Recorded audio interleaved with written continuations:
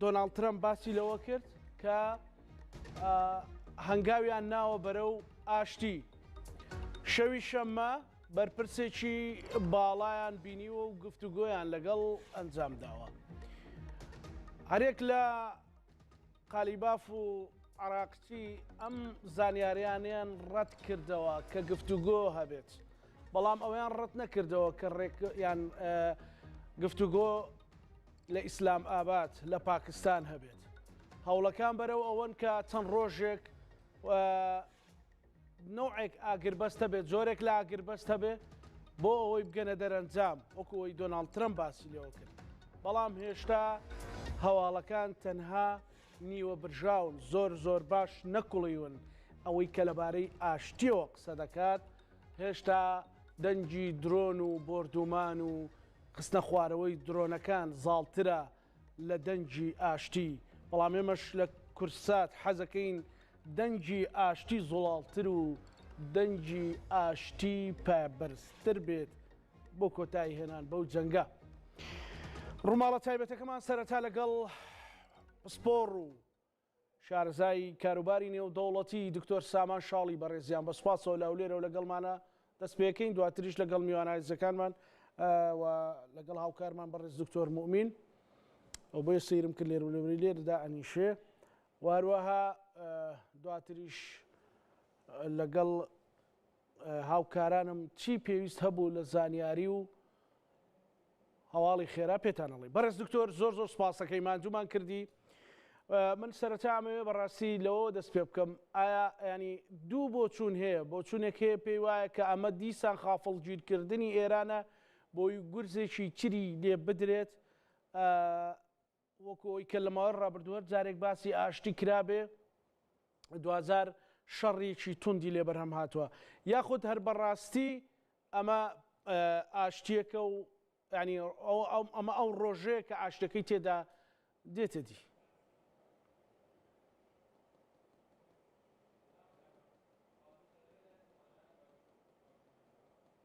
دکتۆر بەڕێز دکتۆر سامان ئەم کاتت باش، ئەگەر گوێت لە دەنگی من بێت بەڵێ هەڵبەتە وەکو ئەوەی باسم کرد کە ینی ئەمڕۆ هەواڵەکان باس لەوەکەن کە پرسی ئاشتی یان باسی ینی ناکرێت بڵین ئاشتی، بڵێن ئاگربەست. کۆمەڵێک هێدلاینی دۆناڵد ترەمپ سەرۆکی ئەمریکا بیرە خەمەوە، وتی ئێران مەترسی بوو بۆ سەر ئەمریکا، ئێران لە دانوستاندا ناهاتە شوێنێک کە دەرەنجامی هەبێ بۆ گفتوگۆ بۆ چارەسەرێکی ئاشتیانە، ئێمە ناچار بووین گورزی سەربازیان دەزوەردانی سەربازی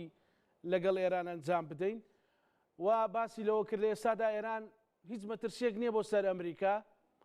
و مەترسی نەماوە بۆ سەر ئەمریکا، و باسی لەوە کرد سەدانەوەتی دیسان موشەکەکانی لەدەست داوە، باسی لەوە کرد لە ڕووی ئابووریەوە تێکشکاوە، باسی لەوە کرد بەشێکی زۆر لە سەرکردەکانی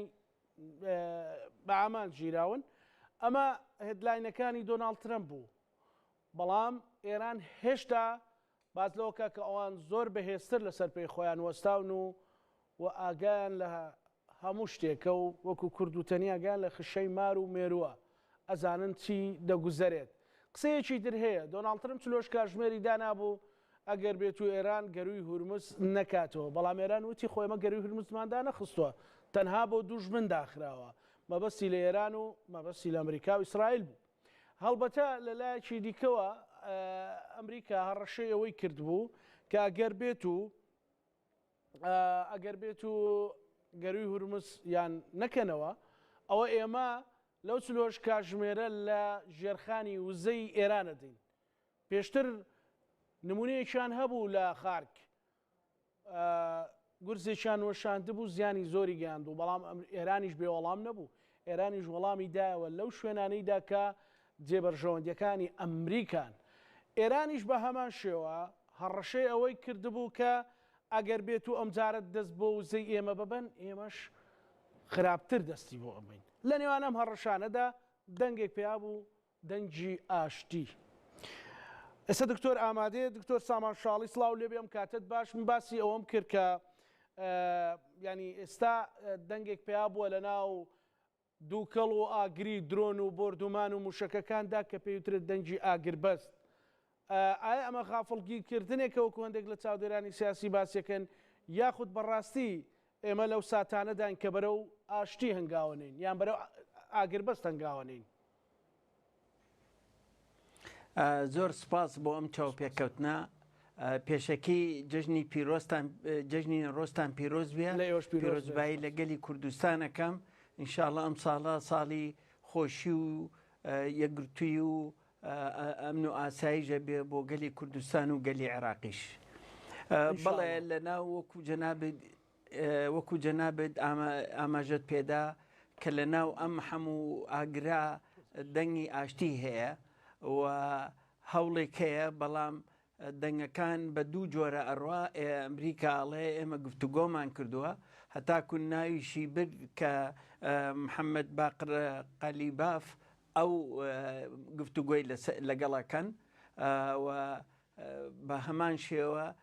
عەرەقچی و قەلیبافیش ئەڵێن شتی وان نییە. طبعاً بەڵام شتێک هەیە لە بینەکە و ئەم خەبەرانە کە 5 ڕۆژی یاوەتێ ترامپە تاکوون ئەم خۆشی ببێت و ئاشتی ببێت، دوو دیوی هەیە. دیوە گەڵێ بۆ ئەوەیە کە وەزعی اقتصادی چۆنەڵی ئەو هەڵسانی نرخی نەوت کە گەشتە 113 ئیمڕۆ هاتە خوارەوە بۆ 95. هەموو ئیمڕۆ لە ئەمریکا و لە این مارکتەکان هەمووی پیشانی سەوزی ئەیە، هەمووی دڵیان خۆشە بە خەبەرەکە. هەموو دەوڵەتەکانی ئەوروپا زۆربیان دەستخۆشییان کرد، ستارمەر هینی بەریتانیا و هینی ئەڵمانیا و فەرەنسا هەموو دڵیان خۆشە کە ئەم شەڕە جارە هیچ نەبێ 5 ڕۆژ مەجال لێگراوە بە دیپلۆماسیەت کە ببێت. لە لایەکی کەشەوە ئێران بە هەمان شێوە ئیتیهامی ئەمریکاکە ئەڵە ئەمە هەر بۆ ئەوەیە کە نرخی نەوت بێنێتە خوارەوە، هیچ مفاوەزاتێکمان نییە و ئەزانن لە هەمان کاتیشە جەنگەکە بێ هەر بە یەکتریشە ئەکێشن. ئەوە نییە کە مفاوەزات هەبێ، یعنی درۆن و ساروخ و تارە و ئەمانە بەیەکەوە لێ نەدەن. خۆی ئەم شەڕە شەڕێکی بەڕاستی من وتومە هەتاکون زیاتر چڕ نەبێتەوە ئاشتی و ئارامی نابێت. اینجا ئاشتی و ئارامیەکە بە چ لایەکە ئەکشێتەوە، بە چ جۆرەیەکیەت؟ ئەوە طبعاً ئێران لێرە دەورێکی ئەساسی ئەبینیە بۆ ئەوەی کە خۆی رازی بکایان نا. طبعاً لێدانی کەشتونەتە ژێرخانی ئابووری لێراوە، ئێستا ژێرخانی خەدەماتیش لێراوە و ئەم تهدیدەی ئەخیر کە على ئەساس ئەبوایە 2 شەو ئمشەو 2 شەو لە کارەباکە برایە. ئەوە طبعاً نۆکو هەر زەرەری ئەیە لە چۆنەڵی سناعە و ئەوانە، بەڵام خەتەری ئەوە بوو خەستەخانەکان نەخۆشەکان ئەوانە کە زۆرە ئاو محەتاتی ئاو خەڵک چۆن بژی، یعنی هەموو دنیا ئیمڕۆ لەسەر کارەبا ئەڕوات. ئەمە خەتەرێکی زۆر گەورە بوو لەسەر ئێران و طبعاً ئێرانیش تهدیدی کردبوون و شوێنەکانیشی دەستنیشان کردبوو و بڵاویشی کردەوە. طبعاً ئەمەش مەترسێکی کەشی خستە سەر ئەمریکا، چونکە ئەزانن ئێران کە قسەیەکی ژەکا ئەو ژەی کات لە هەموو شتێک فعل و ڕەتفعل هەیە. مەسەلەکە گەشتۆتە ئێسپانشکانن، بەڵام هیوادارین ئەم خەبەری ئاشتیە ببێ بە خەبەرێکی دڵخۆشکەرە بۆ هەموو لایەک. مهم ئەوەیە ئەم ناوچەوەیە بپارێزیە و خوا کوردستان بپارێزێ لەم شەڕەش دەرچین بە وەلەو ئێمەش پرشکی خۆمان وەرگرت، کوردستان پرشکی خۆی وەرگرت، هەڵەبجە سلەیمانی هەولێر دوهۆک هەمووی بەرکەوتن. بەڵێ بەڕێز دکتۆر لەگەڵم مێنەرەوە کەمێک پێشستا درۆنێک لە ئاسمانی هەولێر خراوەتە خوارەوە تەقێنراوەتەوە بۆ وەرگرتنی زانیاری زیاتر بۆ بینەرەکانم. ئەچمە لای پامنێرمان قارەمان جەوهەر کە لە هەولێرەوە لەگەڵمانە. قارەمان سڵاو لێ بێم، کاتت باش. زانیاریەکان لای تۆ چین کاکە قارەمان؟ بەڵێ زاناو کاتت باش. ئەنی لە ئێوارەوە تاواکو ئێستا درۆنێک نا بەڵکو 3 درۆن لە ئاسمانی هەولێر تەقێنرانەوە. نی لە دوای مەخریبەوە بە هەمان شێوە وەک باسم کرد ینی سێ درۆن بوون زەرورزیانی گیانی نەبوون هەرچەندە بەشێک لە پاشماوە و پارچەکانی ئەم درۆنانە کەوتنە بەشێک لە شوێنی نیشتەجێبوونی هاوڵاتیان بە تایبەت گەڕەکی سیدوی پارێک سێبەردان ئەنی ئەو شوێنانەی کە نزیکن لە فڕۆکەخانەی هەولێر بەڵام زەرورزیانی گیانی نەبوو لەگەڵەوەش زەرورزیانە مادیەکانیش بەو شێوێ نەبوون بە پێ ئەو گرتە ڤیددیوانی کە بڵاو کراونەتەوە لەگەڵەوەش زانا ینی لەگەڵ تەقاندنەوەی ئەم درۆنانە بە بەردەوامی دەنجی تەقینەوەی گەورە دێتن ئەنی بەشێکی زۆری خەڵکی هەولێر بە تایبێت ئەو گەڕک و شوێنانی کە نزیک فڕۆکەخانەی هەولێرن یاخود نزیک قوسڵخانەی ئەمریکان گوێبیستی ئەم دەنگە گەورانە دەبن لەگەڵ ئەم دەنگانە نی پارچە و پاژماوەی ئەم درۆنانە دەکەوتنە نزیک ئەو شوێنانەی کە درۆنەکانی تێدا دەتەقێنرێنەوە ئەنی تاوەکو ئێستا ینی لە ڕۆژی جەژن تاوەکو ڕۆژی جەژن لە سەرەتای جەنگەوە نسیگەی 300 درۆن موشک ئاراستەی هەولێر کراون وەک پارێزگاری هەولێرش ئەوی ڕاگەاندە بوو کە زەرورزیانە گیانیەکان مادیەکان بەو شێوێ نەبوون بەڵام ئەنی لا دوو ڕۆژی ڕابردوو هێرشەکان کەمتر بوون درۆنەکان کەمتر بوون بەڵام بە بەردەوامی دەنجی فڕۆکەی زەنجی قوسڵخانەی ئەمریکا بە بەردەوامی نی ناوە ناوە زەنجی ئاگادارکردنەوەی لێداوە ئەمڕۆ بەڵام تاوەکو ئێستا باسم کرد تەقاندنەوەی ئەم درۆنانە لە ئاسمانی هەولێر زەرورزیانی گیانی نەبوو زەرورزیانی مادی نەبوو بە هەمان شێوە لە دەشتی خەلیفان و هەریر بە هەمان شێوە ئەمڕۆژ چەند درۆنێک کەوتونەتە خوارەوە ئەمیش بە هەمان شێوە تاوەکو ئێستا زەرورزیانە گیانی و مادیەکان دیار نین ڕوون نەکراوەوە یاخود ڕانەگەێنراوە بەڵام ئەوەی کە هەیە ئەنی بە شێوەی گشتی شەقامەکانی هەولێر تا ڕادەیەکی زۆر ئارامە شوێنە گشتەکان ئارامە و جموزۆڵی خەڵکیش تا ڕادەیەکی زۆر ئاساییە وەکو ڕۆژانی ڕابردووە کە دەنجی تەقینەوەکان و کۆتنەوەی درۆنەکان کاریگەریان نەبوو لە سەرەوەیکەوە جموزۆڵی خەڵک لە بازار و شوێنە گشتەکان کەمتر ببێتەوە. بەڵە قارەمان سوپاس بۆ زانیاریەکانت هەر بژی قارەمان زەوەر لە لێرەوە لەگەڵمان بوو. بەڕێز دکتۆر سامانیانی قسەیەکی هەر وەزارەتی دەرەوەی ئێرانیش خۆیان ڕایانگەیان وتیان ئەمە یاریەشی دۆناڵد ترەمپ سەرۆکی ئەمریکایە وەکو جەنابیش دوتت لە قسەکان تا مەسەلەن بۆ ئەوەیە کە لەو خۆیان وەکو خۆیان ئەیڵێن لە ناو دووکەوانەیە مەسەلەن بۆ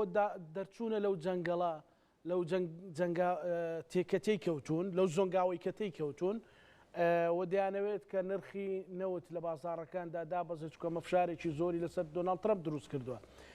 ئەمە ڕێی تێدەچێت؟ وەکو وتم هەموو ئەگەرەکان هەیە یعنی بەڵام ئێستا ئەمەنا هەواڵەکان تێکەڵا بوون زۆر زەحمەتە بۆ هەموو کەسێک بوو بە تایبەتی ئێوەی میدیاش کە خەبرەکان جیا بکەنەوە لێک ڕاستیەکان و ئەوەی کە ناڕاستە ئەو وڵامانە و یەکتری ئەێنەوە ئایا لە ژێر مێزەکەەوە چی هەیە چی ئەکرێت ئەوەش بەڵام ترامپ ئەوەیە مشکلەی یعنی هەچێک هەبێ خاتە سەر مێز نەیخاتە ژێر مێز لەبەر ئەوە لەوانەیە ئێران مفاوزات بکە بەڵام بۆ ڕێی گشتی خۆیان ئەبێ وا بڵێن کە ئێمە مسڕین لەسەرەوەی کە شەڕەکە بکەین ئەمریکا ئەڵە 15 خاڵم هەیە و ئێرانیش ڕازی بووە ئێرانیش داواکاری خۆی هەیە قسمێکی لەوانەیە ڕازی بن قسمێکی ڕازی نەبن لەبەر ئەوە ئەگەر ئەمە ببووە بۆ ئەم شەڕە بوو یعنی بۆ ئەم ماڵوێرانەی ئەم عالەمە توشکرا ئێستا تێچۆکەی دەگەشتۆتە لە 30 میلیارد زیاتر تێچووی ئەم شەڕە جگەل لەم خەڵکە کوژرا و چکە لە ئەم ماڵوێرانەی چ لە ئێران چ لە ئیسرائیل چ لە دەوڵەتەکانی کەندا و چ لە عێراق ئەمانە هەمووی نەتیجەی ئەوەیە کە متمانە نییە ئێستا ئێران چۆن متمانە ئەکاتەوە بە چۆنەڵێ بە ئەمریکا و ئەمریکا لەگەڵ چیا قسە بکە ئێستا چیە ساحب قەرارە لە ئێرانە یعنی زۆر کەس ئەڵەن قالیباف ئەو لەبەر ئەوەی کە خۆی لەو پێش سەرۆکی هین بۆ قووەی جەوی بۆ لەوێ بەڵام ئێستا ڕئیسی پەرلەمانە ئەتوانێت لەگەڵ هەردوو چۆن نەڵێ متەشەدیدەکان و ئەوانی محافزەکان و لەگەڵ من ڕێوەکان پێکەوە ئەتوانێ هینێکیان بکات لە بین نابێت و لەگەڵ پازدەرانیش سپای پازدەرانی زۆر هینیان پێ هەیە سیقایان پێ هەیە کەواتە ئەتوانێت دەورێک ببینێ بەڵام ئایا ئەو ساحب قەرارە یان قەرار ئێستا بەگشتی ئێرێت چونکە دەنگۆیەک هەیە کە خامنەئی مشتبەی خامنەئی بینارە جارەیە یعنی ئێشتام نەگەشتۆتەوە ئەوەی کە خۆی چۆن بێتە سەر تەلەڤیزۆن و قسە بکات و بەیانات دەرکا بەیانات دەرەچێ ئەجەبا خۆی ئەنووسێتەوە خۆی بۆی ئەنووسنەوە بەڵام ئەوەش گرنگە دەرکەوتنی ئەو زۆر گرنگە بۆ یەکگرتووی ئێرانیش. ینی دکتۆر کە باس لەوەکەین کە پێت وایە لە ئێستا ئێران بیاوێت یان ئێران بۆ ئێران لە بەرژەوەندیا بێت کە بڕواتە ناو پرۆسی ئاگربەست و ئاشتیەوە ینی خۆتەزانی کە زیانێکی زۆری بەرکەوتووە بەڵام هێشتا ئەتوانین بڵین لە ڕووی دیبلۆماسیەوە لە ڕووی سیاسیەوە لە ڕووی تەنانەت پاراستنی نیشتیمان و نەتەوە و تەنانەت دەسەڵاتی کێشێتی بۆ ئەو تا ئێستا سەرکەوتنە ئەگەر بێت و بچێتە ناو ئاگربەستەوە و پرۆسەی ئاشتی لێ بەرهەم بێت. بێگومان طبعاً ئێران فەرقەکە لەگەڵ دەوڵەتەکانی کە ئێران سیستەمی هەیە لەگەڵەوە تەماشاکەین خەتی یەکەم لێرە خەتی دووهەمیش لێرە ئێشتام هەر موئەسەساتی و هەر ئەبرێ بەڕێگاوە هەر بڕیار دەرەچێت لەبەر ئەوە ئێران ئەگەر بچێتە مفاوەزاتەوە و ئەمریکا بچێتە مفاوەزاتەوە هەموو شتێکەکە ئێران لەبەر ئەوەی ویلایەتی فەقیه مێنێ ئەگەر مێنێ بەم شێوەیە و بتوانێ ئەو شتانەی کە هەیەی بیپارێزێت ئەوە ئێران لێرە بێگومان سەرکەوتووە لەم شەڕا و دوو قووەتی یەکێکیان پێڵن سوپەر پاوەر کە ئەمریکایە و ئیسرائیلیش کە بە قوترین سپای هەیە لە منتیقەکە بە هەردووکیان نایانتوانی شکستی پێبێنن بەڵێ لێراوە زەرێکی زۆری کردو لەوانەیە بڵم چی لە ملیاراتیش دەرچووە ئەگەر نەگاتە 500 میلیارد دلار لە هەردوو زەرەری ئەم شەڕە لە نەتیجا ئەوە نەدەرەکەوێت بەڵام ئێران ئەگەر هات و مفاوەزات کە ئەگەر لاوازیش بێت هەر بمێنێتەوە ویلایەتی فەقیه مێنێتەوە ئەوە سەرکەوتنێکە بۆ ئێران بەڵام ئەگەر هات و ئێران ڕێ نەکەون لەم بڵین ئەم سەفەرە لەگەڵ ئەمریکا ڕێ نەکەون ئەوە شەڕەکە بەردەوامە بێت بەڵام شەڕەکە قورسترە بێت وەکو وتم و ئێران ئەم ئستا خۆی ئستا شەڕی نەمانەکە شەڕی وجودیەکە چونکە ئەمە مەسلەیەکی عقائیدیە ئەمە حزبێکی سیاسی نییە بڵێ شەڕی لەگەڵاکەی وەکو حزبی بەعث کە ڕووخا کەس هەموو بڵاوی پێکرا بەڵام ئەمانە عقائیدین و ئیمانیان پێەیە کە ئەمە جیهادە بۆیان و شەهادەت فەخرە بۆیان لەبەر ئەوە تەماشاکەی خەڵکەکەشی کە زۆر احتیما دەکرا خەڵکی ئێران بێتە سەرجادە نهاتە سەرجادە ناڕازایەتی هەیە بەڵێ خۆبینیمان لە مانگی لە مانگی 12 پارە بۆ مانگی یەک چ نەڕەزایەتێکی هەبوو شۆرشی برسێتی بوو کردیان بەڵام دوای ئەوە وردە خەریب بوو بیبن بۆ ئازادی وشێت ئەلاکولێن ئەوەش کوژایەوە بەڵام ئیستا لەم حاڵەتەیە کە ئەم ماڵوێرانی هەیە کە ئەم شتە هەیە خەڵک نەجوڵاوە جارێ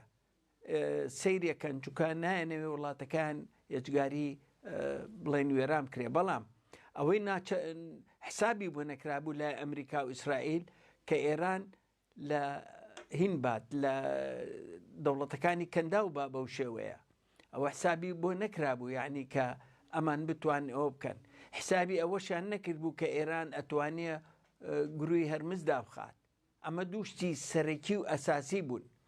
من یەکشت حەزەکەم شتێک بۆ تۆ بڵم وەکو خاڵێکی ئەساسی چی ئەم جەنگەی خولانەوە بەرەو ئاشتی ئەوە سوالەکەی لێرە بۆ ئێمە ئێستا مەسلەی ئاشتێکە ئەبینن خاڵە گرنگەکەی چییە من پێ دەڵم گەر وەقت هەبێ بەڵێ فەرمونون کاکە فەرموو بەڵێ کە لە هینیا کە لە جەزیرەی دیگارسیە یا لە محیطی هادیە کە قاعدەیەکی بەریتانی ئەمریکیە خۆی لە ئەسڵە بەریتانیە بەڵام ئەمریکی و بەریتانی پێکەوەی بم بڕێگاوە 3700 کیلومتر بۆ 4000 کیلومتر دوورە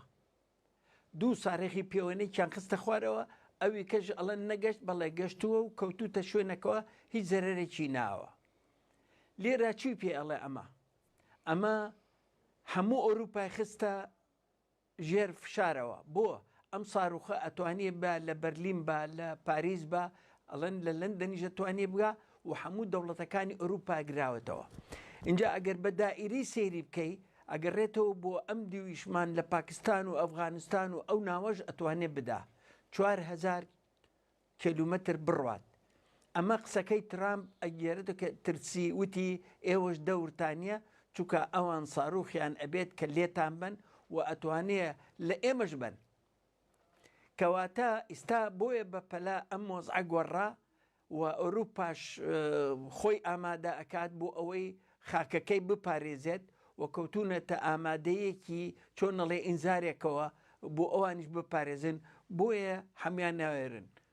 بێنە ناو شەڕەکەەوە. بەڵام ئەوەی کە بینیت ناتۆ ڕەفزێکرد بە هیچ نوعێک بێتە ناو ئەم شەڕەوە. بەڵام سەرۆکی ناتۆ 2 ڕۆژ لەمەوە پێش کە ترامپ لێوە بوو وتی ئێمە پشگیری ئەمریکاکەین ئەم شەڕە ئەبێ بە هێجگاری تەواو بکرێت. کەواتە گۆڕانێک هەیە لە ئەوروپاش و گۆڕانێکیش هەیە ئەم ئاشتیە بۆیە ئەمە وایان کرد بۆی ئاشتێکە ببێت. کەواتە ئەم موشەکە کە لە دیگارسیەیە کەواتە بوو بە ئەساسی ئەوەی کە گۆڕانێک هەبێ لە جەوی مفاوەزات لە جەوی شەڕەکە و لە مفاوەزاتیشە ئەوەی کە من ئاگام لێە بە ئەمریکیەکانیان وتووە ئێمە موشەکەکانمان 2,000 ڕۆن بەڵام دەرکەوت 4,000یان هەیە. لەوانەشە تهدیدێکی ئەوەشی کردوتی ئەگەر هاتوو لە کارەباکەمان بن ئێمە قاعدەیەکی سینی و قاعدەیەکی ڕووسی دائەنێن و موشکی نەوەکانیان بڵاوەکەینەوە. ئەو قسەیە زۆر مهمە گەر دوو خەتی بخەیتە ژێر کە ئەڵەم موشکی نەوەویمانیان کەواتە هەیەە شتێکیان هەیە. ئەگەر نەوەوی ئەسلەکەش نەبێ شتێکیان هەیە کە نزیکە بتوانێت زەرەرێکی گەورە بات. کەواتە ئێران ئێشتام شتی ماوە کە ئەم قسەیە ئەکات. ئەبێ خەڵک نەختێ ئەو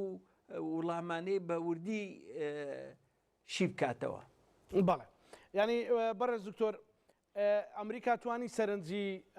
ئەوروپا ڕابکێشە خۆت بەڕێز دەزانی کە سەرەتا ئەوروپا و بەریتانیا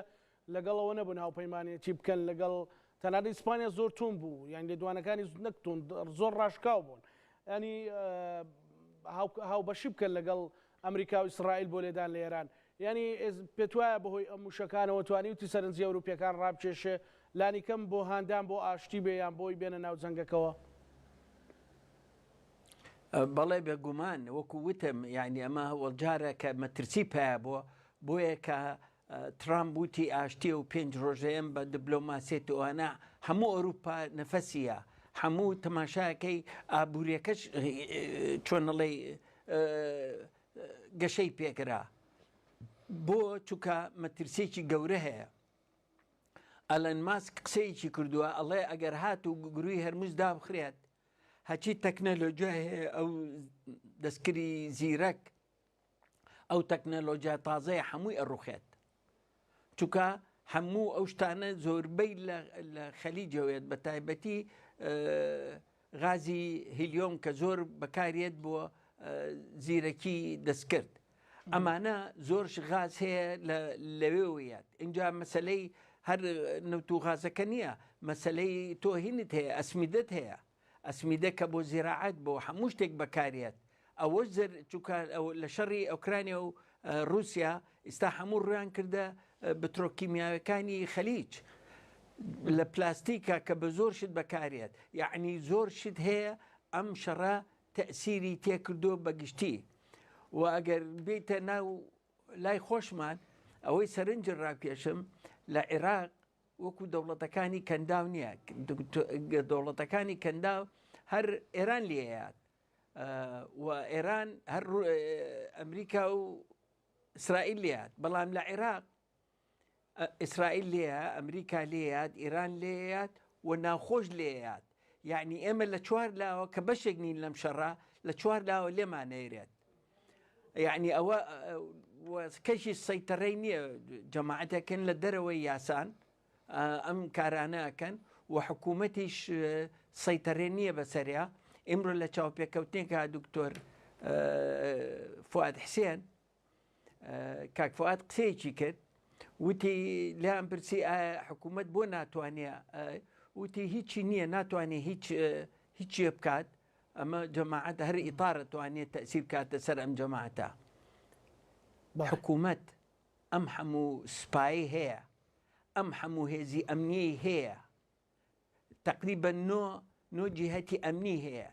جێش بە هەموو سنفەکانی و هەیەی ئەڵێ حکوومەتی چی نییە یعنی وای دەرخز ئەم حکوومەتە ئەمەنە لاوازە قسەشی لە دەوری لە بینایی مەجلیسی وزەرا ناچێتە دەرەوە ئەمە وەزیری دەرەوەی عێراق واڵێت ئەی باشە ئەم خەڵکە چی بڵێت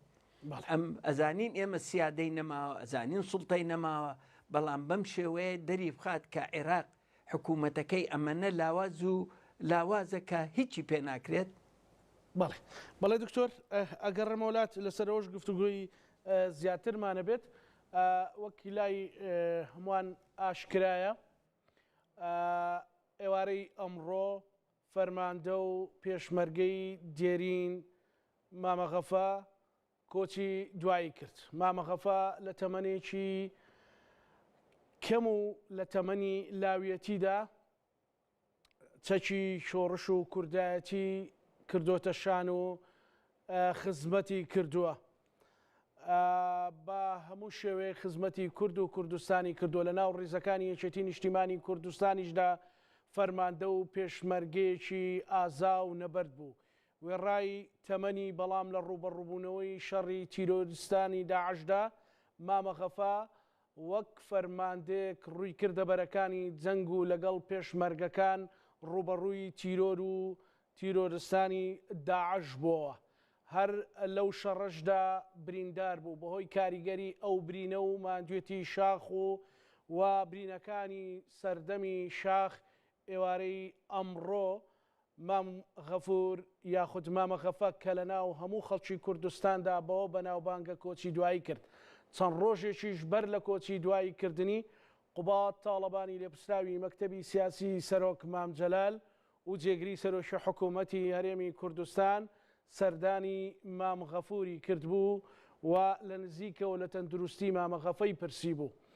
وەک لە وێنەکان وەک لە ڤیددیۆکانیشدا دەردەکەوێت وەک جەنەڕاڵێکی دێرین قوبات تاڵەبانی سڵاوی سەربازی بۆ مامەغەفە دەکات زۆرن ئەوانەی کە لە پێناو شۆڕش و کوردایەتیدا ڕۆح و گیان و ژیانی خۆیان کردوتە قوربانی مامەغەفە یەکێکە لەو ئەستێرە هەرە پرشنگدارانەی ئاسمانی کوردایەتی لە چوارچێوەی یان وەکو وەسیلەیەک لە چوارچێوەیەکێتی نیشتیمانی کوردستاندا خەباتی بۆ نەتەوە و نیشتیمان و ئارامی و ئاسایشی خەڵکی کوردستان کردووە بە ناوی خۆم و سەرجەما و کارانم لە دەستگای میدیایی کورسات پرسە و سەرخۆشی خۆمان دەرەبڕین بۆ کۆچی دوایی مامەغەفە و داواکارین لە خوای گەورە جێگەی کۆچ کردو بە هەشتی بەرین بێت و سەبوریش بە کەس و کاری بدات ئەوەیە کە ئەڵێن نامرن ئەوانەی وا لە دڵی ملەتدا دەژین بەڵێ دکتۆر ببورە ینی کەواتە ئێستا ئەمە بینە سەر ئەوەی کە بەڕێزت ڕستەیە کردوت لە ناو قسەکانە ینی وتت هەرچەندە پریشکمان بەرکەوت و شارە جاجەکانی هەرێمی کوردستانیش مەسەلەن تا ئێوارەیەش کە خۆتەزانی لە کاتی گفتوگۆ لەگەڵ جەنابتانە مەسەلەن ئێمە پامنێرەکەمان وردت بۆی زانیاریمان داتی لەبارەیەوەی کە سێ درۆن لە ئاسمانی هەولێر تەقێنراون و تۆ زەنابیشت لە هەولێری بەڵام ینی ئەوە بڵین هەرێمی کوردستان و دیبلۆماسیەتی هەرێمی کوردستان جاچ بەرپرسە سیاسەکانی بی حزبە سیاسەکان چێەوەی بێوەکو حکوومەت و دامەزراوەکان توانیویانە سەرکەوتوو بن لەوەی کە هەرێمی کوردستان نەبێتە بە شێکی گەورەی پڕمەترسی لەو ئاگر و لەو جەنگە پێشەکەی منیش خەمخۆری سەرخۆشی لە کەسوکاری مامەغەفەکەم خوا عافوی کە ئینشەڵا جێگای بەهەشتی بەری نەبێت ئەو شەهیدانەمان ئەو شۆڕژگێرانەمان ڕۆژ بە ڕۆژ ساڵ بە ساڵ کەمترە بنەوە حەقە ڕێزی زۆرتریان لێ بگیرێت چکە بەڕاستی ئەوانە بوون کە بناغی ئەم شۆڕشایاندانا لە هەموو حیزبەکان لە هەموو کەسایەکان ئەبێ تەقدیری ئەو کەسانە بکەن کە ڕۆژێ لە ڕۆژان خزمەتی ئەم میلەتی کردبێتە چۆتە ئەو شاخانە و چەکی خستۆتە سەرشانی. ئەوە اینجا بەنسبەت سوالەکەی جەنابتەوە بەڵێ تاکون ئێستا قیادەی کوردی، قیادەی حیزبەکان و هەروەها سەرۆکی حکوومەت، سەرۆکی هەرێم و سەرۆکی حکوومەت و دیبلۆماسی کوردی توانیوێتی خۆیان بپارێزن لەم شەڕە، بە تایبەتی ئەوەی کە بە دیبلۆماسیەت وەکو بێلایەن لەم شەڕا بمێنینەوە و گەرنتی بین کە ئێمە بەشێک نین لەم شەڕە. بەڵام لەگەڵ ئەوەشە هەر ئێمە بە چۆن نڵێ بە عەمیلی ئەمریکا و ئیسرائیلدا ئەنێن و خۆ دەزانی میدیاکانی بەغا بەداخەوە زۆر کەسان هەیە کە ئەنەوەیە چۆن شەڕێ دروست ببێت، چ لە ناخۆی هەرێمی کوردستان، چ لە بینی ئێمە و ئەو فەسائیلانەی کە لە دەرەوەی هەولێرە. بەڵام شکر قیادەی کوردی، سەرۆکی حیزبەکان توانیوانە ئەم خۆڕاگرێ و ئەم ئەمن و ئاسایشەی هەرێمی کوردستان ڕابگیرێت و چۆن تهدیدی هەرێمی کوردستانیش کرا لە ئێرانەوە ئەگەر هاتوو هێزەکانی ڕۆژهەڵات بڵێ چنە ناو کوردەکانی کوردی ئێران بچێتەوە ئەودی و شەڕی زەمینی بکەن. بەڵام ئەوەش بزانن کە ئێمە ئەتیفاقەیەک هەیە لە بینی ئێران، عێراق و حکوومەتی هەرێم کە سنوورەکان پارێزراو بێ و زیاتر پێشمەرگەی چۆتە ئەو ناوە حرەسی حدودە با بڵێن لەگەڵ جێشی عێراقیەوە لەو دیشەوە ئێران ئەی پارێزیە و هەتاکوون ئیستاش کوور هیچ تەقەیەک لە هەرێمی کوردستانەوە نەکراوە بەرامبەر ئێران و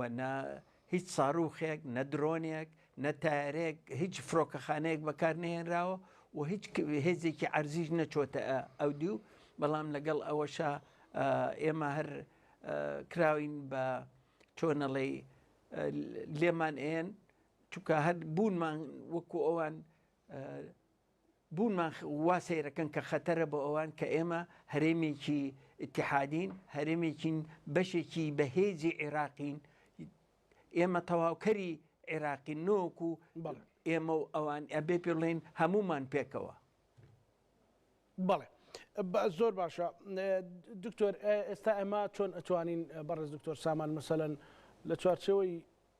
ئایا بەرژەوەندەکانی عێراقا لە ناو عێراقا یان وەک هەرێمێکی سەربەخۆ یان چۆن ئەتوانین بەرژەوەندەکانمان پارێزین لە حاڵەتێکدا گەر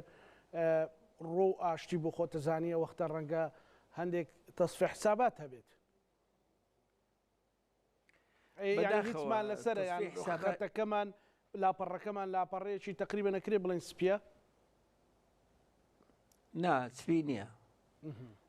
ئەو هەر ئیتیهام دەکات خاستەن لەسەر مەسەلەی ئەو بۆری نەوتە گرژێ کەوتە بینمانەوە، بەڵام توانرا بە شێوەیەک حەلکرێ و زانیشمان لە پەرلەمان چی وترا و ئەوانەی کە چۆنەڵێ موسەقەفینەکانیان و موزیعەکان و مەحەتاکانیان هەموو دەستیان کرد بە بووق دژی هەرێمی کوردستان لەبەر ئەوەی نەوتەکە کە وتمان بڕوا بە بۆرەکە. حکوومەتی هەرێم لە پێشەوە چەند شەرتێک داوای یعنی مافەکانی خۆی کرد، بەڵام بەڕێی من الحەمدوللا کە حەل بوو ئەومان توانی ئەوە بەجیا دابنین و مافەکانی خۆشمان گفتوگوی لەسەر بکەین و بۆی بچین بەرەو پێشەوە بۆی پێیان بڵین ئێمە بەشێکی بەهێزی ئێوەی ئەتوانین تەواوکەری ئێوە بین. اقتصادی عێراق وەستاوە ئیمڕۆ، تۆ ئەگەر اقتصاد بۆستێت معاشەکەشن نایەت، معاشەکەی بەغا نەهات بۆ تۆش نایەت. لەبەر ئەوە ئێمە ئەبێ هەوڵ بین کە ئێمە پشگیری ئەو ئابووریە بکەین لە هەمان کاتە ئەوان گەمارەوە خەنە سەر هەرێمی کوردستان بە هەموو نەوعێک، بەڵام ئێمە ئەبێ نەوعێکیکە پیشان بین چونکە هێزەکە و قووەتەکە لە بەغایە شتیان بەدەستە ئەتوانن شت بکەن، بەڵام ئێمەش بە یەکگرتووی خۆمان ئەتوانین خۆمان ڕابگرین و هیوادارم کە ئەم هێزانە بتوانن پەرلەمانی کوردستان کاراکرێتەوە، حکوومەتی تازە پێکەوە بێنن، لە بەغا ڕێبکەون. یعنی ئەمانە هەمووی هەنگاون کە بەهێز بین کە سبینێ ئەگەر ئەم شەڕژ نەما بتوانین خۆمان بە یەک هێز پیشان بین. ئەوە زۆر گرنگە لەم کاتەتا کە شتێکی وا بکرێت هەنگاوێکی وا بکرێت کە بتوانین لەم ظروفە بتوانین پەرلەمان مەسەلەن کارا بکەینەوە لەم ظروفی شەڕا بتوانین حکوومەت تشکیلکەین ئەوە زەنگێکی یەکگرتووی بەهێز ئەیا بە بەغا بەڵێ ئێمە لەژێر ئەم ظروفی حربەشە لەژێر ئەم درۆن و ئەم موشەکانەی کە تێمان نەگرن ئەوە ئێمە زیاتری یەکتریمان گرتوێتەوە ئەوە زۆر گرنگە بەڵێ لە دوای من تەوەقعەکەم ئەو مەسلەیە هەروەهی نەڕوات کە الحەمدلله ئێستا کوژاوەتەوە یعنی هادەی بووەتەوە نەوتەکە ئەڕوات بەڵام من وە تەوەقعەکەم مەسەل لە بوجا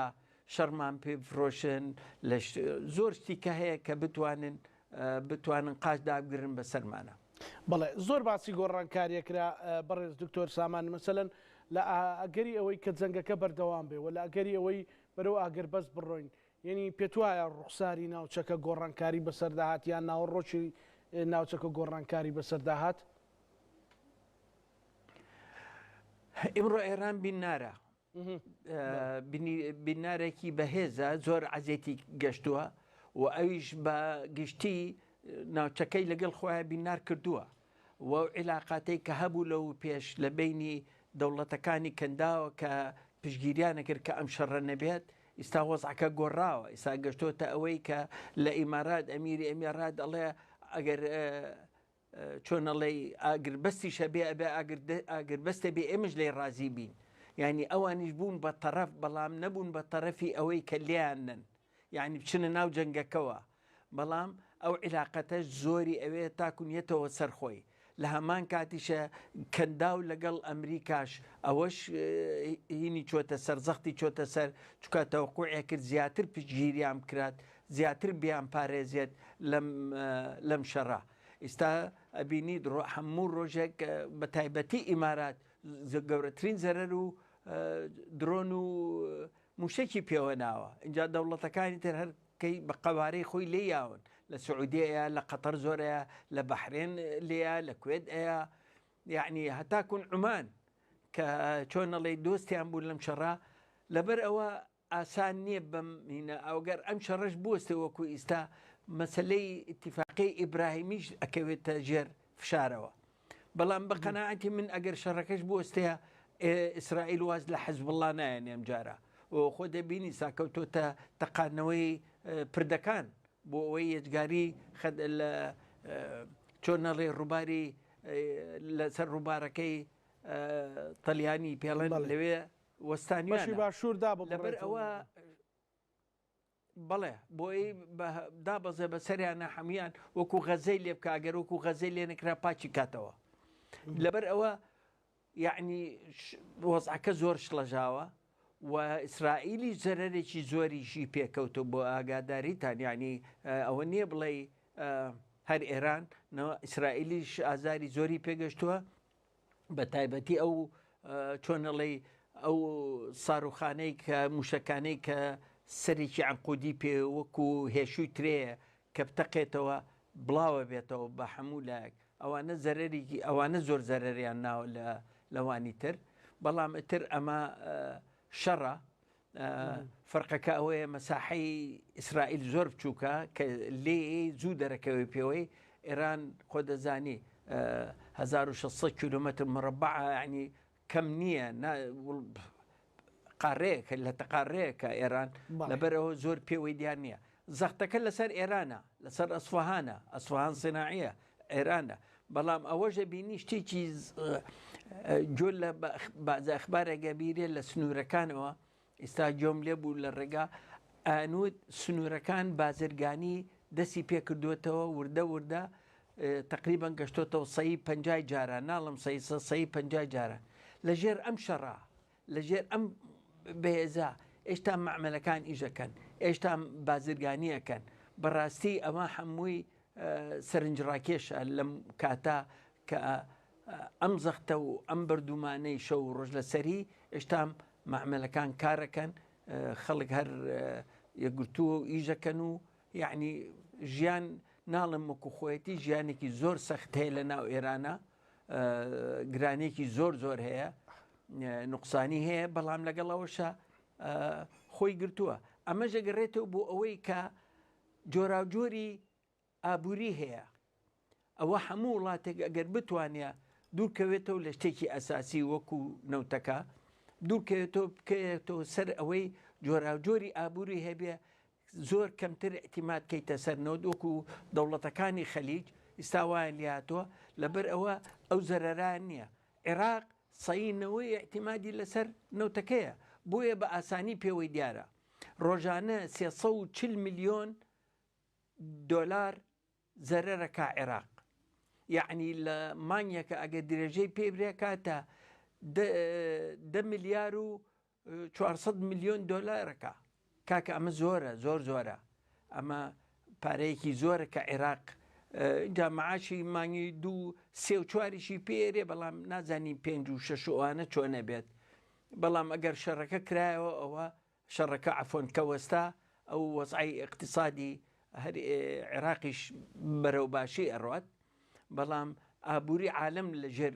سوالە سەی بیستی نەوتی عالم لەوێەوە ڕات و هەروە وتم غازەکەش سەی بیستە و هەروە وتم پترۆکیمیاوەکان لەبەر ئەوە هەروی گرۆی هەرمز زۆر گرنگە بەڵام ڕێگایکی کەش هەیە وا بیریان لێ کردوێتەوە کەواتە لە سعودیەوە لە ڕۆبعی خالیەوە پێڵەن لە سعودیا کەناڵێکە کرێتەوە بەحری عەرەبیان بەحری فارسی پێڵەن لەو بەرەو بە بەحری ئەحمەرا ئەبەسرێتەوە ئتر هەروی گەروی هەرمز ئەو دەورەی نامێنێ لێو یەکسەر ئەتوانم چن بەناو ئەو کەناڵا بڕاتە ئەوسەر لە لایەکی کەشەوە لە عقبەوە بە تەمان قەنالێکی کەش بکەنەوە ئەویش هینی بنگۆڕێنی پێڵەن ئەویش قەناتی سوێس ئەمە هەرزانترە بێ و سەریعترە بێ قەناتی سوێسیش لەوێ زەرێکی ئابووری گەورەیە کات ئەمەی کە ناو سعودیا کە من بەحسێکەم ئەگەر ببێت ئەڵەن 80 بۆ 100 میلیاری تێچێتر ناقزایت نازانم بزەبت ئەو ساکە نە هورمز بەکارێنن نە بابلمەندەب بۆ ئەو پاپۆڕانەی کە ئەڕۆن بەرە ئۆروپا هەر یەکسەر لێەوە سەرەکەون و ئەڕۆنەوە بۆ دەریای ناوەڕاست و لێەوە چن بۆ ئۆروپا. بەڵێ بەڕێز دکتۆر سامان ینی باسی وڵاتانی کەندا و زۆر کرا پێشتر زۆر دڵیان بەوە خۆش بوو مەسەلەن کە پاڵپشتی ئەمریکایان هەیە پاڵپشتی ئیسرائیلیان هەیە بەشێکیان هەراوبەیمانی زۆر دەرەجەیەکی ئیسرائیل بوون ئەکرێ بڵین لەو جەنگەیە لەو شەڕەیە ئەو پاڵپشتێ دەرکەوت یان ئەو پارێزبەندیە دەرکەوت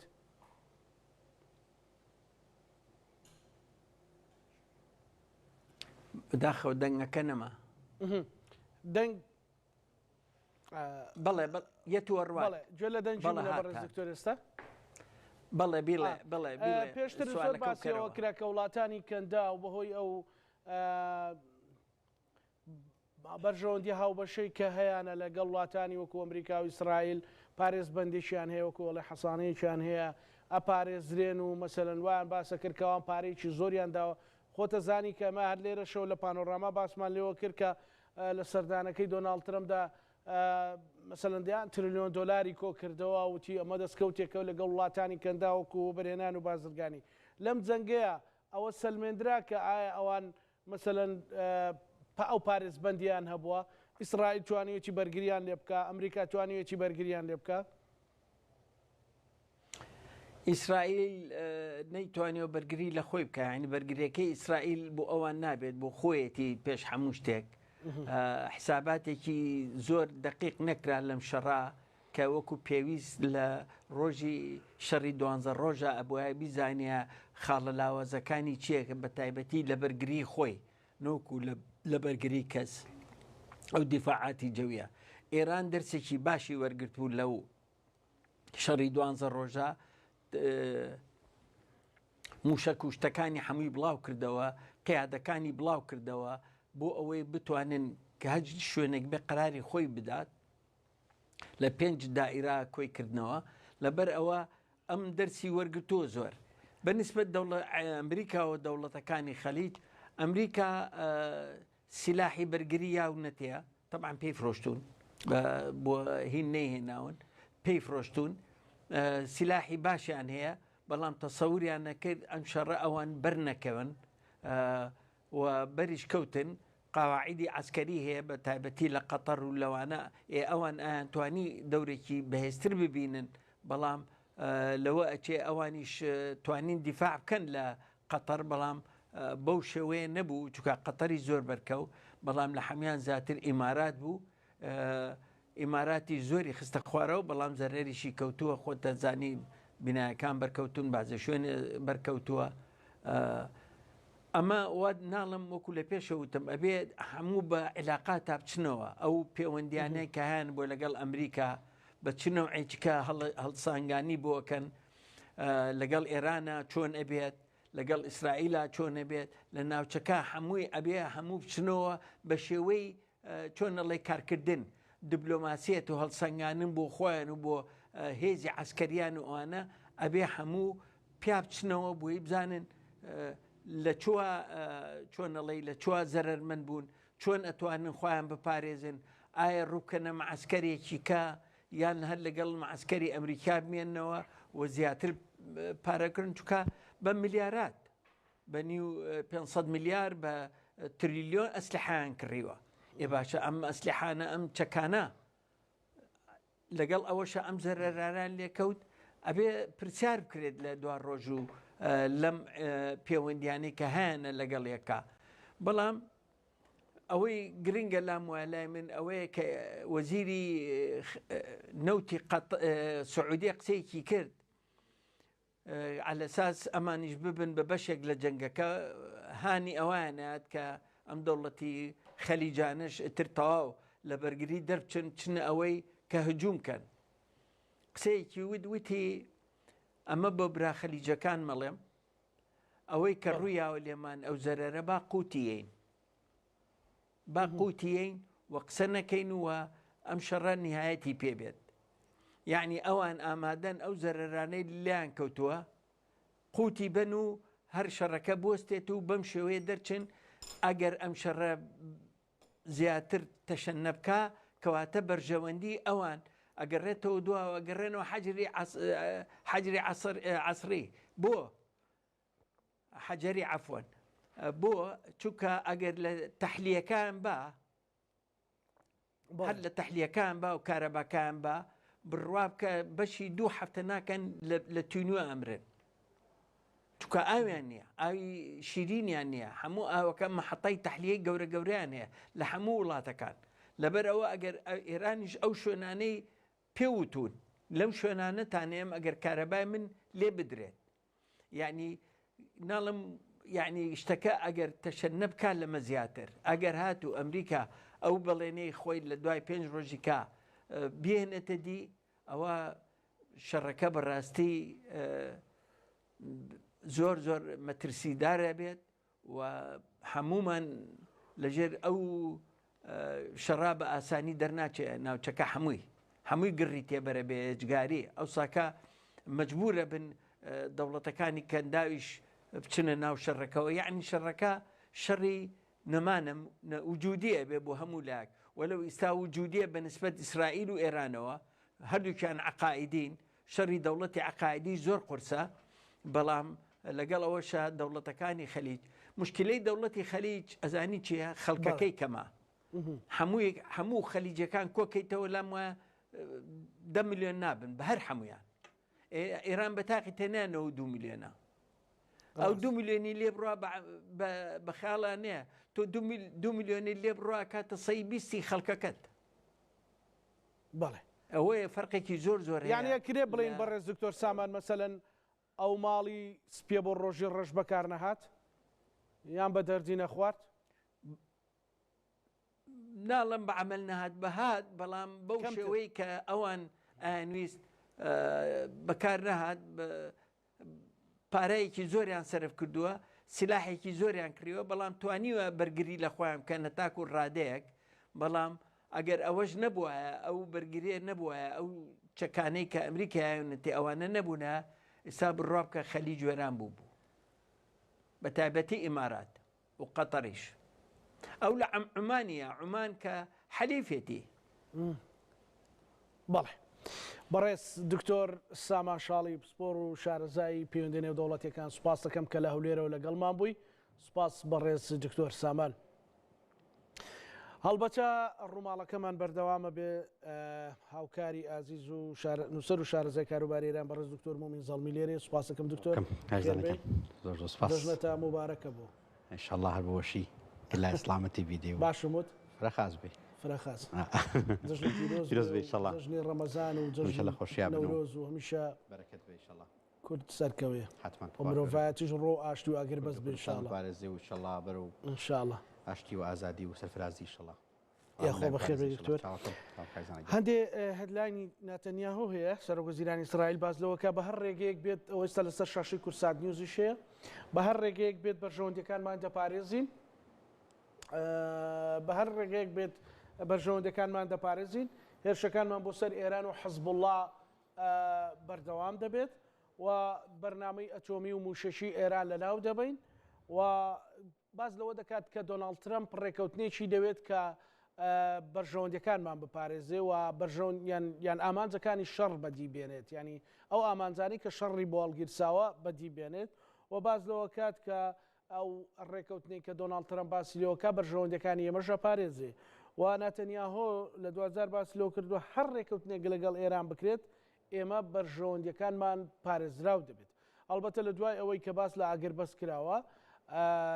ینی ئیسرائیل بەتایبەتیش بنیامین ناتەنیاهۆ کەوتۆتە کۆمەڵێک دروستکردنی فشار و پەیوەندی بۆ ئومێدی بەردەوامبوونی جەنگەکە بەڵام وەکو ئەوترێت لە دوو هەفتەی یەکەمدا ئەمریکا تحقیقی ئامانجەکانی خۆی کردبوو بۆیە ئێستا ئەو بە دوای شەڕ ناگەڕێت یاخود بابەتەکە بابەتێکی تەکتیکیە دکتۆر دووبارە بەخێر بێ باڕێک لەوە دەست پێ بکەین ینی ئەکرێ بڵین زۆر ینی شرۆڤە لەسەر ئەو بابەتانە قورسە بەڵام لەسەر قسەکانی ترەمپ قورسە لەسەر جوڵە و کردارەکانی ینی قسە و کردداری قورسە بۆیە مەسەەن باز لەوە کرێت کە دوای وەزارەتی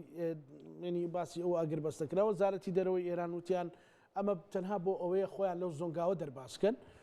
ئەوەی کە ئەمریکا ئیسرائیلی تێکەوتوە بە تایبەتیش مەسلەی کەمکردنەوەی نرخی نەوت و ئەو شارە ئابووری کە لەسەر ترامپ دروست بووە خوێنەوەی جەنابەت یان ئەوەیە هەرکە بەڕاستی و کوی لە سەرتاش لە دکتۆر سامانم پرسی ئێمە لە ناو ساتێکداین کە بەرەو ئاگر بەستە ڕۆی کاک زاناخۆی ڕاستیە ینی ئەگەر سەرنجی ئەو چەند ڕۆژە ڕابردوو بدەین بە دەژای ڕۆژاین جەژ نەتوانم بڵێم شەڕەکەی دۆنالد ترامپ لەگەڵ ئێرانە و ئەو بەرەفراوانەی کە خۆی چاوەڕوان بوو کە دروست بێت و ببێتە شەڕێکی جیهانی وەکو بڵێ دژی ئێران هەماهەنگی زۆر هەبێ پشتیوانی زۆر هەبێ فەندی زۆر هەبێ بەشداری زۆر هەبێ ئەوانە گۆڕانکاری بەسەراحەت ئمە بینیمان لە ماوەی سێ هەفتەی ڕابردووترا ئەوەی کە شەڕی ڕاستەوخۆی لەگەڵ ئێرانە ئیسرائیل بوو بە پشتیوانی ئەمریکا و هیچ تەدەخولێکی وڵاتانی ترمان نەبینی لەگەڵ ئەوەی کە زۆر هەوڵدرا کە هاوپەیمانی دروست بکرێت بۆ پاراستنی بۆ نمونە تەنگەوەی هورموز گەروی هورموز فشارە خراە سەر وڵاتانی کەندا و لە وڵاتانی دراوسەی ئێران و هەوڵی زۆرە درا بەڵام هیچیان بە شێوازێکی کردداری سەرکەوتوو نەبوون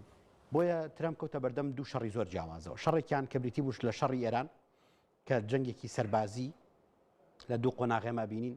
لە ماوەی ئەم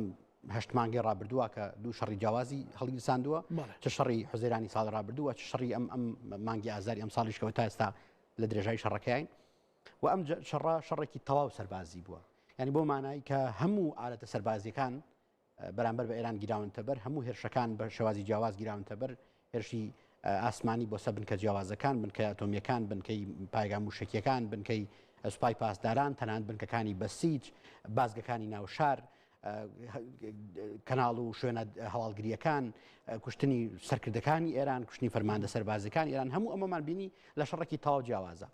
بە تەنیشتی ئەمەوە جەنگێکی تر بۆ دۆناڵد ترامپ هەڵگیرسەیان دۆناڵد ترامپ جەنگی تری هەڵگیرسان کە بریتیە لە جەنگی وزە و ئابووری ئەمەی دووەمیان هیچی لەوە یەکەمیان کەمتر نییە ئەو کاریگەڕی ڕاستەخۆی کە دۆناڵد ترامپ بەهۆی ئەم شەڕەوە خستێ سەر ئابووری دنیا باس لەوە ئەکرێت کە زیاد لە 50 ساڵە لە 6 ساڵ لە 70 ساڵە دنیا بەخۆی نەبینیوە و کاریگەریکە ئەوەندە زۆرە کە ئێستا وای کردووە زۆر لە وڵاتان پنا بۆ ئەوە بن کە جۆرێک لە جۆرەکان بە دوای دەرەچەیەک بگەڕێن دوجا دەرەچێکی ڕزگارکردنی اقتصادی دنیا دەرەچەیەک بۆ ڕزگارکردنی ئابووری ڕۆژهڵاتی ناوەڕاست بۆ ئەو گێژاوی کە ڕووی لە ئەوروپا کردووە ئەو گێژاوی کە ڕووی لە بەرزبوونەوەی نرخەکان کردووە بە نرخی نەوتەوە بە نرخی گازەوە بە نرخی سوتەمەنیەکانەوە و نرخی ئەو شتانی کە سەرچاوەکانی لە ڕۆژهڵاتی ناوەڕاستەوە ڕوا کەواتە دۆناڵد ترەمپ لە بەردەم دوو شەڕایە شەڕێکیان کە عەرزم کردی شەڕێکی سەربازی لەگەڵ ئێرانە بۆ ئەمە پاساوی زۆر هێنێتەوە قسەی زۆر جیاوازەکە لەلایەکەوە لە سەتانەوەتی پارێگا موشەکانمان تێکشکاندووە لەلایەکە ئاڵێ ئاسمانی ئێرانمان تێکشکاندووە لایەکە ئاڵێ ئێران توانای بە هیچ شێوەیەک نابێتە خاوەنچەکی ئۆتۆمی هەموو ئەمە بە درێژایم قسانەی کردووە بەڵام بەڕاستی ئەوەی ئەو خاڵی جەنابەت زۆر وردە ئێران لە کاتێکا کە وڵێ سەتانەوەتی پایگا موشەکان ئێران تێکشکاندووە ئێمە بینین لە دووشەوەی ڕابردووە گەورەترین هێرشە کاتە سەر ئیسرائیل و گەورەترین قوربانی بۆ خەڵکی ئیسرائیل لێکوێتەوە خەڵکی ناو ئیسرائیل ترس و دۆخێکی دۆناڵد ترەمپ قساکە با بێکۆ بچینە لای بزانین چیاڵێ هەروە سێ پارچەم هەیە لێرە ئەمە شتێکی ترە بۆ ناو جانتایە ئەمە کارتێکی ئەمنیە بەڕسمی لەلایەن حکوومەتەوە دەرنەچووە بەڵام دەتوانێت بیکڕی و خەڵکی دەتوانن هەڵی بگرن لەگەڵ خۆیاندا شتێکی زۆر جوانە کە بکەیتەوە هەروەها ئەمەش بەشێکی ترێتی دەمەوێت گوێ لە هەندێک لە قسانە بگرن ئێوەش حەز دەکەن گوێ لە بگرن ئەمە دانێکی زۆر کۆنە زۆر گرنگە یانی تەماشا بکە بەڵام ئەمەیان ئەمە هی ئالڤسە هی لاس ڤێگاسە پشتێنەکەیەتی ئەو کاتە لە پشتی کردبوو کە لە لاس ڤێگاس بوو و هەرچەندە ڕێزی لێنەندرا لەسەر شانۆ بەڵام لەبەری کردو کاتێک هاتە کۆشکی سپی بەڵێ سەردانی کرد ئەم پارچەی تریش کە لێرەیە ئەیبینیت ئەمە گیتارەکەی ئالڤەسە کە لە هەوای لە ساڵی 1950دا بەکاری هێناوە مۆسیقای لەسەر ژەنی دەتوانین لێرەیەدا بنیشی شەرفێکی گەورەیە ئەمەش گیتارێکی تەقلیدیە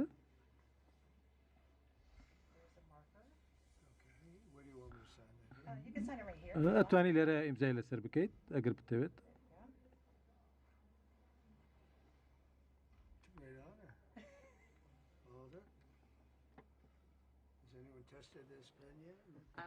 دەم قەڵەمەی تاقی کردێتەوە ئەتوانی وەرەقەیەکم بیتێ بۆی دڵنیا بم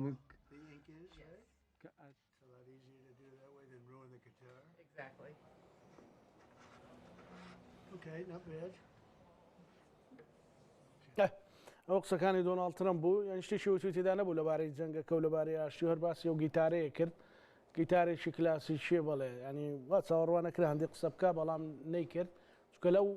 بە مناسب بوو بێ مناسبە شتێگەرەڵێ زۆر باشە بەڕێز دکتۆر ویستم ئەوە تاواکنا بەڕێزی ئێستا جۆنان دۆناڵد ترەمپ لەگەڵ لە دوو شەڕی زۆر نابەرابەر زۆر ناهاوسەنگ و زۆر جیاوازایە بۆیە ئەبینین کە دوو جۆر دژمنی بۆ خۆی زیاد کردووە دوو جۆر نەیاری بۆ خۆی زیاد کردووە نەیاریکان ئەو کەسانن کە جۆر لە جۆرەکان هاوسۆزن لەگەڵ مافی مرۆڤ و لەگەڵ کوشتنی منداڵ و لەگەڵ ئەو دۆخە نالەباری کە ئیسرائیل و ئەمریکا لە ئێران دروستیان کرد هەر لە سەرتای شەڕەکەەوە تا ئێستا و نەیارێکیان بەرامبرن بە ئەو جەنگە ئابوووریەکە دۆناڵد ترەمپ هەڵی گرساندووە کاکزانە ئێمە ئەزانین کە وڵاتانی کەندا و ئێستا لە دۆخێکی زۆر خراپان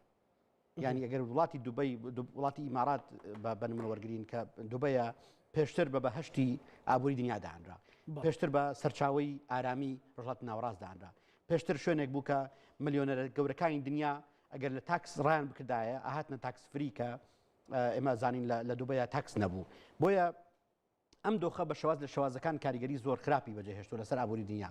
لەگەڵیشیا بابەتی وزە داخستنی گەروی هورموز و ئەو هێرشە فراوانانی کە ئێران کاتە سەر ناوچەکە و ئەو توانە زۆرە مادیی کە بۆ شەڕەکە سەرفەکرێ کە باس لەوە کرێ کە ژمارەکە بەردەوام لە زیاد بوونایە ینی چەندین ملیار دلاری سەرف کردو تا ئێستا هەم ئەمریکا هەم ئیسرائیل بۆ ئەم شەڕە بۆیە کە سەیری وێنەکە بە گەورەی ئەەکەین ئێمە بین دۆناڵد ترەمپ ئێستا لە بەردەم دۆخەکیەوەیە لەلایەکەوە ناچارە قەنەعەت بەخۆی بکا کە تا ڕادێک سەرکەوتووە لە شەڕەکە لەگەڵ ئێرانە بۆیە زۆر جارم قسەیە کاتەوە ئەم ێوارەشتا لە تاکید سەرەوە کردەوە توانای موشکی ئێران کۆتایی هاتووە توانای ئەتۆمی ئێران کۆتایی هاتووە ئێران نابێتە خاوەنچەکی ئەتۆمی هەموو شتانە کە ئەمانە ئێمە زانین ئەگەر هەر بەبێ شەڕژەم قسانی بکردا ڕەنگە تا ڕادێک باوەڕی پێ بکرایە دۆناڵد ترەمپ ئەلێرە زۆر ئەڕواتەوە سەر ئەسڵەکەی خۆی کە لە ساڵ 2004ەوە بۆ 2015 پێشکەشای تەلەڤیزیۆنی بووە یعنی کو ڕۆژنامە نووسیشی کردووە کاکزانە لەم کاتەیە ینی سەرنج بە بڕۆ سەر تویتەکەی سەر ئێکسەکەی سەر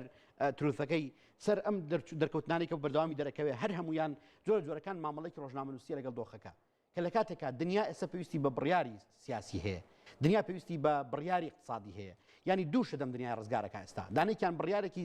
سیاسی و دیبلۆماسی کە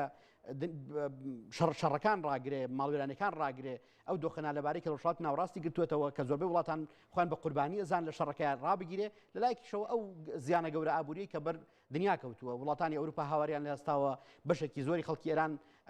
ئەمریکا نیگەرانن لەم دۆخە باس لەوەکرێت کە 1970 خەڵکی ئەمریکا ئێستا دژی ئەم هێرشان کە ئەمریکای کاتە سەر ینی ئەمە لە ئەگە سەرنج بێ لە ماوەی دەڕۆژی ڕابردووە ڕێژەکە لە 1960ەوە بەرز بۆتەوە 1970 ینی 14 خەڵکی ئەمریکا جۆرەکان قناعەتیان بە خۆیان کردووە کە ئەمە هەڵێکی زۆر گەورەیە ئێران ئەمریکای کات بەرامبەر بە ئێران یا بەرامبەر بە ڕۆژهەڵاتی ناوەڕاست چونکە وەکو جۆکەین دەیوت وتی ئێران هیچ ڕەشێکی ڕاستەخۆ نییە بۆ سەر ئەمریکا ئەو هەڕەشەیەک ئەگەر هەڕەشەیەش بێ بە هیچ شێوەیەک ئەو مەترسیە گەورەی نییە بۆ سەر ئەمریکا کە ئەمریکا بێت ئەم توانا گەورەی خۆی سەرفکە کاکزانە ئێمە ئەمڕۆ لە 22 مانگی سیاین مانگی حوزەریان 20 ئەوەندە ساڵ پێش ئێستا جۆرج بۆشی سەرۆکی ئەمریکا سەرۆکی و کاتی ئەمریکا بە کۆمەڵێک پروپاگەندە هات شەڕێکی زۆر گەورەی لە ناوچەکەی هەڵگیرساند ئەمە ئێمە درێژەی شەڕێکمان هەیە لە ئەفغانستانیش بەڵام لە عێراقیش بەم شێوەیە ینی سیناتۆرەکان ئێستا دێن ئەو قسانەی خۆیان هێننەوە کە ئەو کاتە بەرامبەر بە جۆرج بۆش کردویانە ئەڵێ ئێمە 4000 و ئەوەندە سەربازمان لە عێراقا بەکوشدا 200,000 خەڵکی سیڤیلی عێراقی کرانە قوربانی بەرامبەر بە چیە لە بەرامبەر بۆ شانی کە ئەکرا بە گفتوگۆ چارەسەر بکرێن خۆ ئەمە ئەم قسەی بۆ قازان جگەلی عێراقییان نییە قازان جگەلی ئەمریکی تیا وەکو چۆن ئێستا گەلی ئەمریکی بە دوای قازانجی خۆیەتی بۆیە بەڕاستی دۆناڵد ترەمپ بەسەر لە بەردەم ئەم دۆخەیە بۆیە ئێمە لە چەند ڕۆژی ڕابردوو هەمیشە ئەو قسانەمان کردووە لە گەرمەی توندبوونی دۆخی شەڕا هەمیشە کەناڵ دیبلۆماسی ئەبێ هەبێت هیچ شەڕێک نییە کەناڵ بە زۆر ڕەتێکەنەوە